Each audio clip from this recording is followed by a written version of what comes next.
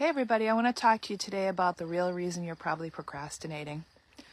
You know, yesterday, as I record this today is Tuesday the 14th, and yesterday, Monday the 13th, I had an Overachievers Club and we had a full house. It was really great, and we talked about ways to get out of our own way, and procrastination came up. And I want to say one of the top things and the top reasons that people procrastinate, and they walk step in lockstep with each other, and that is they believe that whatever they're considering doing won't make a difference. They won't be able to see and measure the success really quickly and easily. And then the other thing is that it's not fun. So one of the things they talked about was sending out a newsletter. You know, I don't want to send out a newsletter. It takes up too much time. I don't see the results. She didn't say that I didn't see the results, but that was the idea. And here's what I want to tell you. You don't always see the results with a newsletter right away. You just don't. Sometimes that's the exact kind of thing that takes a slog. So we want to make sure to add dopamine, to add fun to it.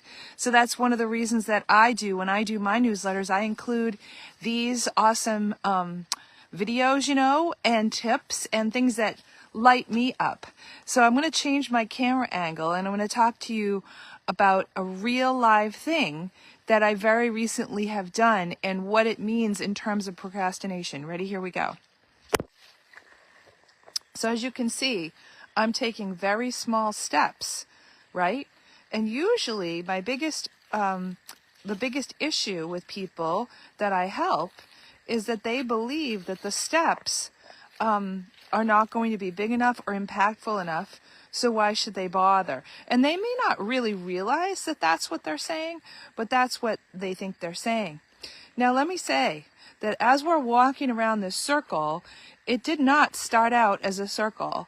It started out as a pile of dirt. It started out as a pile of dirt that then became a spiral, kind of like cutting, it's almost like a samurai, but it's not. It actually calls in the directions. There's the green goddess log direction. There's the direction to the back door. There's the direction to the Beacon of Light office. And there's the direction to a future really cool feature right there at the end of the fence, okay? But the point is that we did it step by step. We got the dirt. Then we seeded it. We shaped it. We watered it. Then once it was there, I said, hey, you know what? Let's make a circle around this. So one night we made a circle. And then I said, okay, well, what's going to go in the circle? And then we came up with, maybe let's do some stones. And then they ended up being wood, And then we had to get the wood. And then we had to, we chose to oil the wood. And then we chose to find these other cool pieces of wood that was going to go around the fire. And then we got a fire ban. And then I said, well, I'm doing a circle. Oh my gosh, how am I going to do this?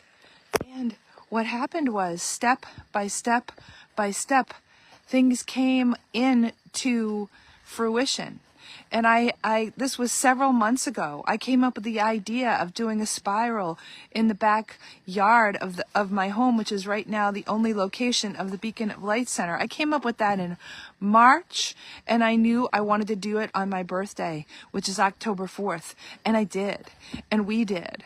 And about 3 weeks before the actual event, I was on a call learning from Tanya Lynn Palumbo, I think is her last name, about how to run a circle.